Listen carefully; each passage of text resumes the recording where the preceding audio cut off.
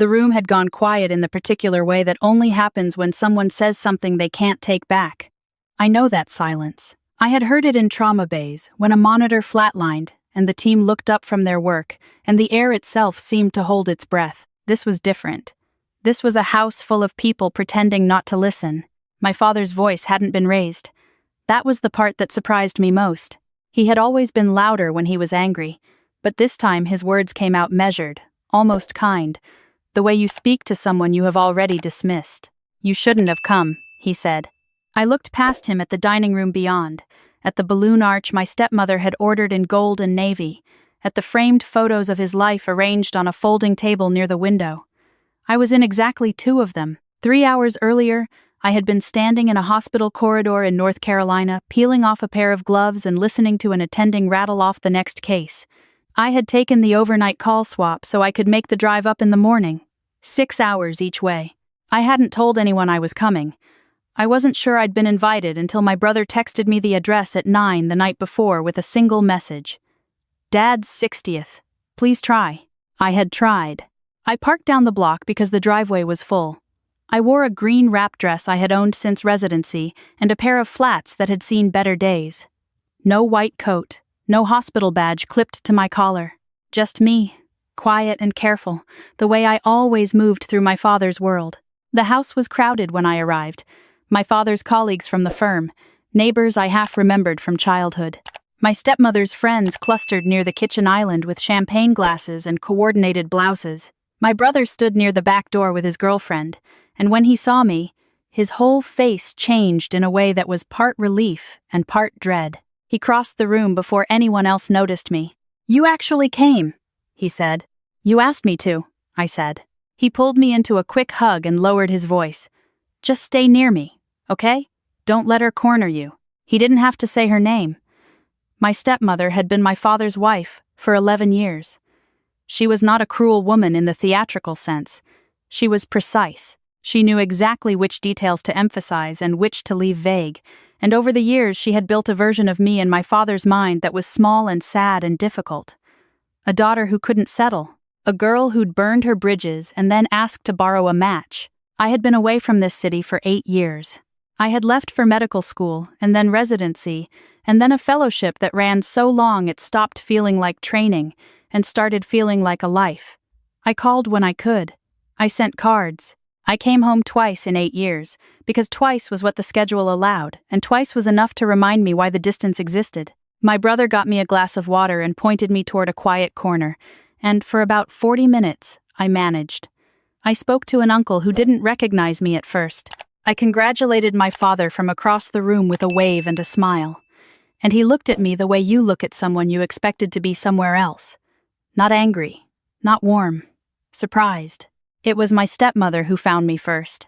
She came over carrying a small plate of crackers and cheese like she was being gracious, like she had simply wandered over, and she stood close enough that no one passing would hear us clearly. "I didn't know you were planning to come," she said. "My brother invited me." She tilted her head. "He mentioned it to me. I just thought, given everything, you might decide to sit this one out." I kept my voice even. "It's my father's birthday." "Of course it is." She smiled with her eyes but not with her mouth. "I just want today to be easy for him. You understand." I understood. I understood perfectly. "I'll be quiet," I said. "I'm not here to cause trouble." She gave a small nod and drifted away, and I stood against the wall with my glass of water and watched my father move through his own party. He shook hands. He laughed. He accepted a toast from a colleague with silver-framed glasses and the easy posture of someone used to being the smartest person in most rooms. I watched him, and I tried to remember the version of him I had loved without complication, the one who took me to the hardware store on Saturday mornings and let me hand him tools I couldn't name. He noticed me again just before the cake. He came over directly this time, and his face was not unkind, but it was not open. "When did you get here?" he asked. "About an hour ago." "Happy birthday, Dad." He didn't acknowledge that. "Why didn't you call ahead?" "I thought it might be easier this way." His eyes moved over me briefly, cataloging, and I could see him sorting me into the version he kept in his head, the one my stepmother had helped build, the one where I had walked away from every good thing handed to me and ended up somewhere small and directionless. "Are you still in Raleigh?" he asked, as if he were asking about a distant acquaintance's career. Durham. Same hospital. He nodded like the word hospital fit nothing in particular. Like it was just a building. Still in administration? He said. I paused. That was the story. Not one I had told, but one that had been told for me. I had corrected it twice, and both times the correction hadn't landed, hadn't stuck, had dissolved into the ambient noise of assumptions. After a while, silence started to feel like the only sane response. I'm in the hospital, yes, I said. He was quiet for a moment. Then his voice dropped. Your stepmother thought you might not come today. Out of respect. I met his eyes. Respect for what? For the fact that this family has moved on. That we've all built things. And today is about celebrating that. About people who've been here. People who've been here. I heard the weight of it. I'm his daughter, I said. You're also someone who left, he replied, and there was no cruelty in it. Just a flat conviction that that sentence settled the matter. You made your choices. I made peace with that. But today is not the day to rehash it. I felt something tighten in my throat. Not tears, not anger, just the familiar strain of trying to hold a reasonable expression when everything inside you is pulling in a different direction. I'm not trying to rehash anything, I said. You being here rehashes it. He glanced toward the center of the room where guests were beginning to gather around the cake. I think it would be better if you left before we do the toast. Quietly. I won't make anything of it. He said it like he was offering me something generous. A clean exit, an easy door. I thought about taking it. I had taken it before, in various forms, in various rooms. There is a particular skill to leaving without making a scene. You develop it young when you grow up in a house where scenes are always someone else's fault. My brother appeared at my elbow before I could answer. He had seen something in our posture, in the angle of my father's shoulders, in the stillness of me. Dad, he said quietly. What's going on? Nothing. My father's voice was smooth. I'm asking your sister to head out before the toast. It'll be easier. My brother's face changed. He was younger than me by 4 years, and he had always been better at living in the middle of this family, better at finding the angle that didn't cost him. But I watched something shift in him now. She drove 6 hours, he said. No one asked her to. I did, my brother said. His voice was steady, but I could hear the effort in it. I asked her to come. My father looked at him for a moment, recalculating. Then he looked back at me with a different kind of expression, one that had more edge to it. She's been gone for years, my father said. Not to me now, to my brother, as if I were a situation being managed.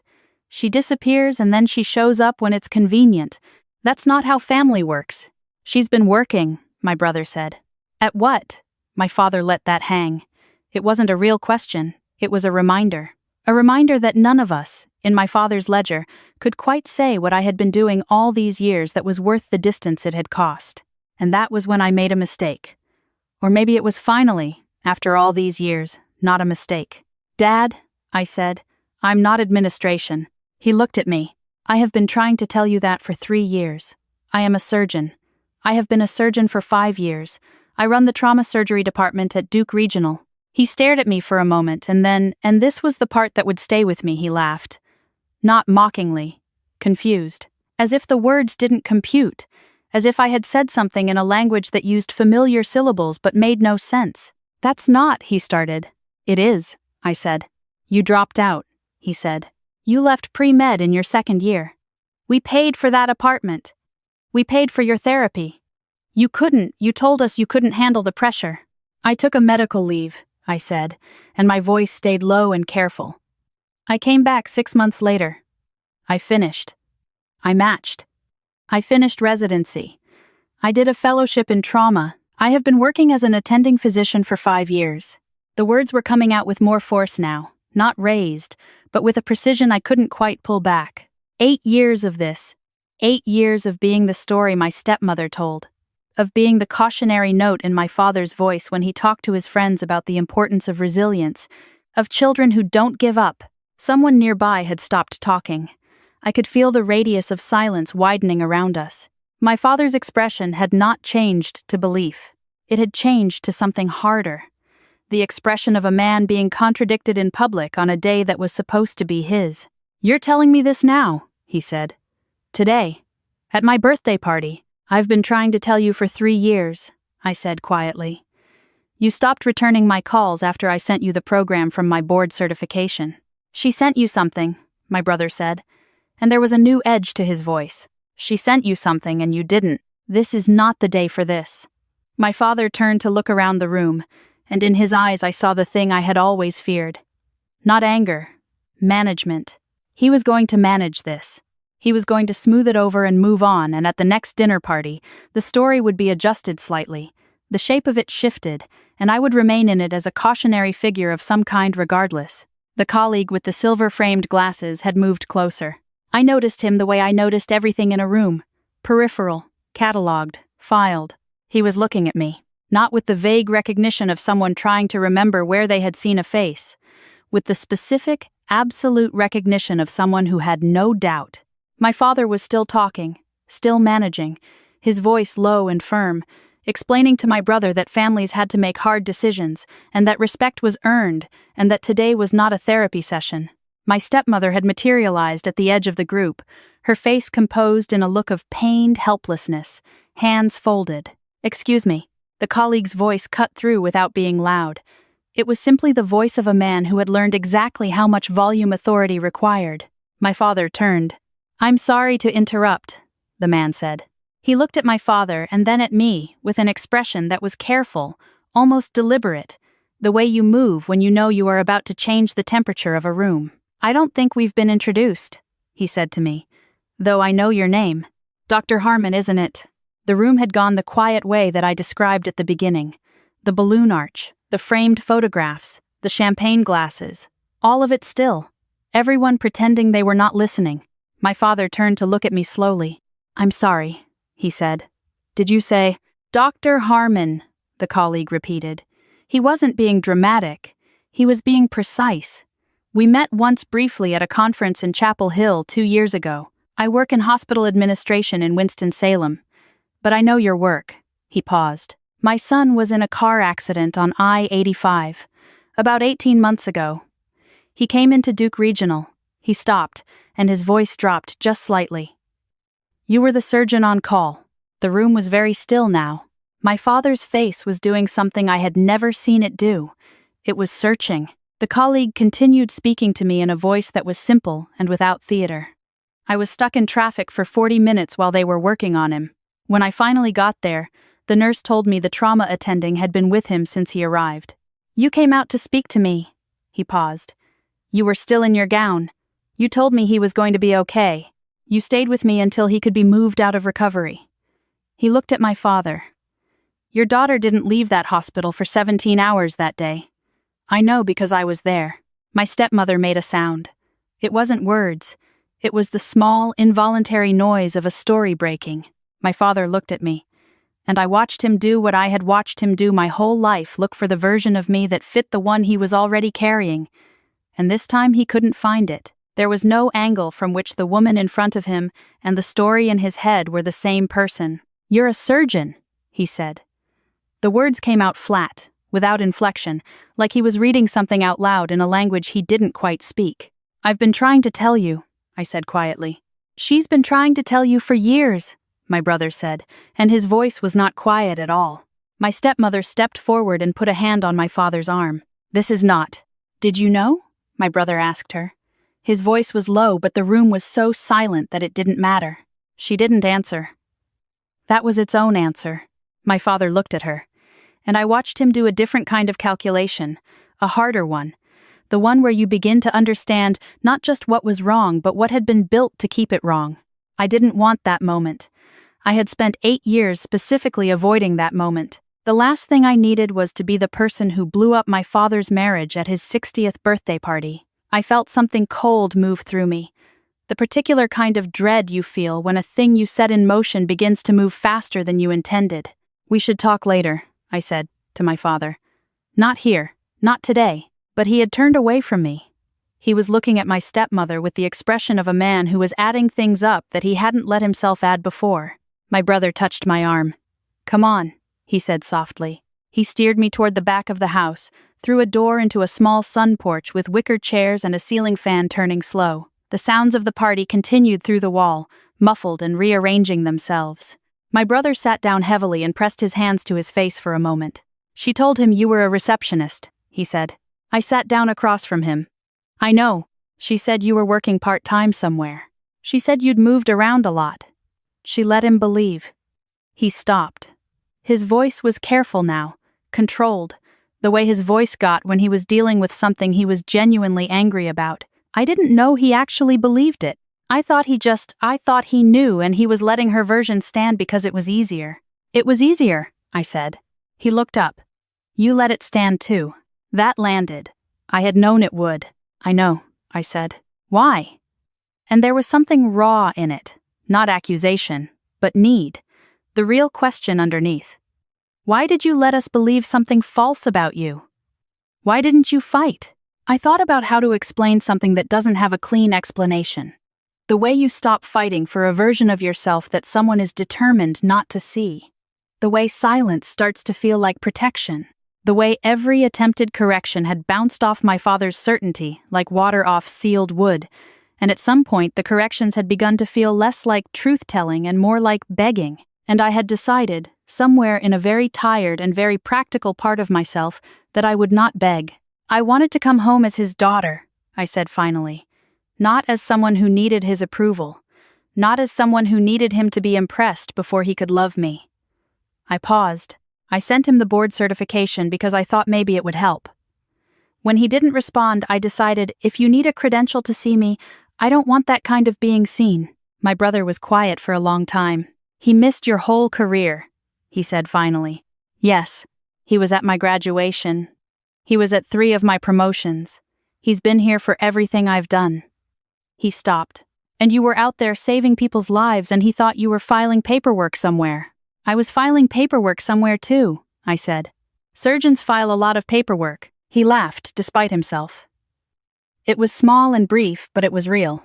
I'm sorry, he said. I shook my head. You reached out. You asked me to come. That's not nothing. He leaned forward. She did it on purpose. My stepmother.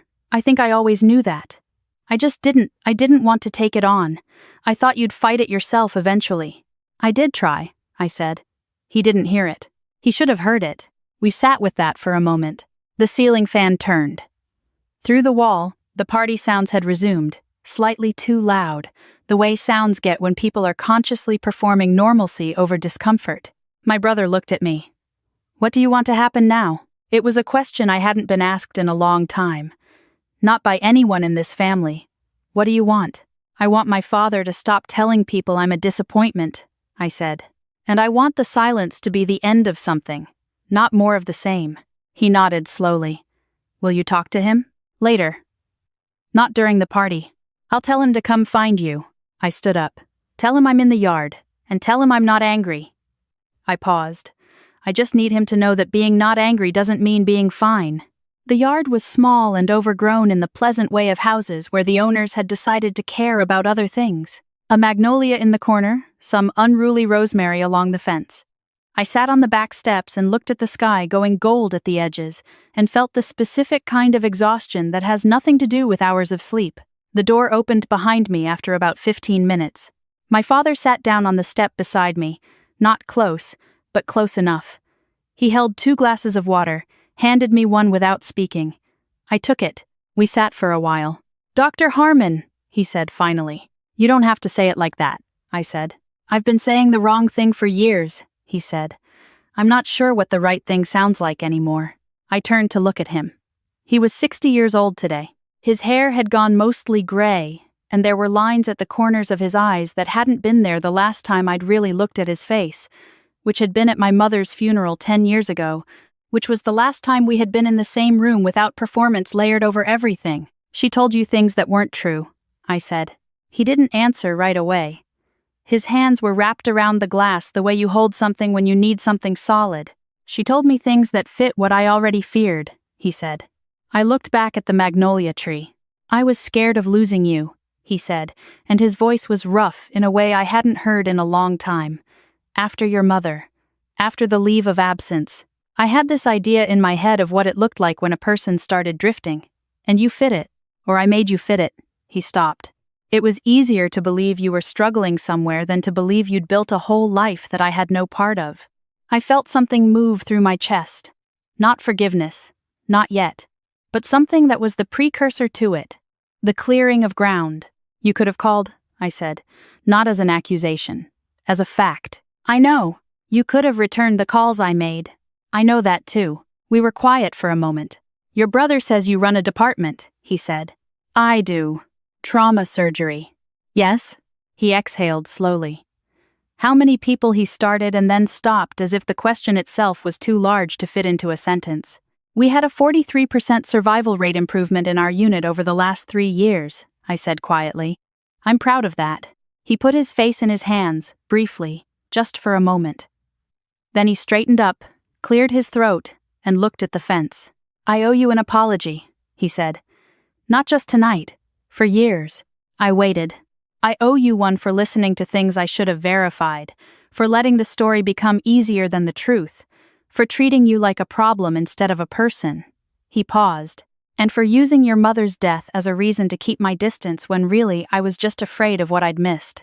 I felt the sting of that last one. He was right. The grief of my mother had always been his preferred argument, the soft place in the room that nothing could touch, the reason that excused what it was not responsible for. You have to stop doing that, I said quietly, using her to justify the rest of it. He flinched. I know. She was sick, and I was deployed, and she didn't want me to leave early. That was her decision. I will carry that forever, but you don't get to make it into something I did to you. He nodded once. Hard. The nod of a man doing something difficult. I'm sorry for that specifically, he said. The sky had gone a deeper gold. From inside the house, I could hear the low music of a gathering winding down, glasses being carried to the kitchen, the gentle goodbyes of people who had eaten too much and stayed too long. I don't know how to fix it, my father said. Not helplessly, but plainly, the way a person states a problem they intend to work on. You don't fix it tonight, I said. I was aware that I had said something like this before, in a different room, in an earlier version of this same essential conversation with a different face. Maybe that's how these things go. You say the same true things until they land in the right place. You start by correcting the story. When someone asks about me, you tell them what's true, and you stop letting her fill in the blanks. He was quiet at the mention of her. That was a different conversation. One he would have to have inside his own house, in his own time. I can do that, he said. And you call me? I said. Not for anything specific, just call. He turned to look at me, and there was something in his face that I hadn't seen in so long I had almost decided it was gone. Not pride yet. Not pride built on the credential the colleague had named.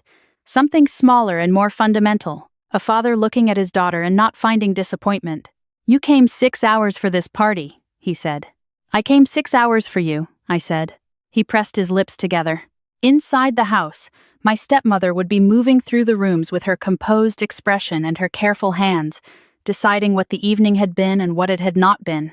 That was a conversation I would not be part of tonight. Some conversations have to start in the right room. This wasn't mine to start. My brother opened the back door and looked between us, reading the air the way he always had, the youngest child's survival skill. There's cake, he said. My father looked at me. I stood up and offered him a hand, and after a pause he took it, and we stood together in the yard at the end of a hard evening. And it was not a healing, not a resolution, not any of the things that look neat when you describe them later. It was just a beginning, the smallest possible beginning, but it was real. Inside, someone had lit the candles on the cake, and the room smelled like sugar and warm wax. I stood near the back and let my brother steer me to a seat and watched my father stand at the center of the room while people sang to him. He looked older under the lights. He looked like someone who had started something today that he didn't know the end of. When the song finished and the room clapped, he looked up and found me across the room. Not with pride built on titles. Not with the relief of a man whose story had been corrected by facts. With something quieter. The look of a man who was finally trying to see his daughter instead of his fear. Later, on the drive back, I passed through the hospital district on the edge of the city, and the lights of the buildings were bright and steady in the dark. I thought about what my brother had said. He missed your whole career. It was true. He had. And I had let him by keeping myself so carefully compartmentalized that the walls had become their own kind of loss. I was not without fault in this. I had choices too, and some of them had been wrong. Not wrong because I had abandoned my family, but wrong because I had decided that if my father couldn't love me without a credential, I would rather not be seen at all.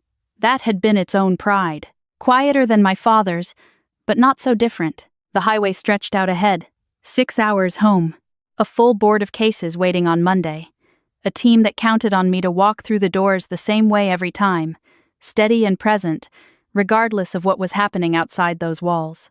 I thought of the colleague's face when he said the words that changed the temperature of the room, the way he had not done it for drama, the way he had done it simply because he had been there that day, and he had seen the truth, and the truth mattered. I thought of my father on the back step, saying, "I don't know how to fix it," and meaning it. I thought of my brother's text at 9 the night before. "Please try." I had tried. And it had been messy and painful and real, and the conversation was not over, and the family was not fixed, and my stepmother's version of me would not disappear overnight, and my father would have to do the work of deciding what kind of man he wanted to be at 60 with the years he had left. But something had shifted tonight that had not shifted in a long time. Not the fact of what I had built. I had always known that. I had built it without needing them to see it. That had been the whole point. What shifted was simpler. A father sitting next to me in the dark, saying the words he owed me. A beginning that was small enough to be real. Sometimes that is what the hardest days give you. Not a resolution, not a ribbon. Just the ground cleared and the first honest word spoken and the decision, made by two people separately and at the same time, to try. If you've been carrying a version of this, a family that built a story about you that you didn't correct because you were tired or proud or both, I want to say something to you. The silence protects you, but it also costs you. It cost me years. It may cost you some too, but it's not too late to say the thing plainly and let the room go quiet and see what grows in that silence when the old story finally falls apart. Leave a comment if this reached you somewhere. And if someone in your life deserves to hear the truth about themselves from you, tell it to them before the room has to do it for you.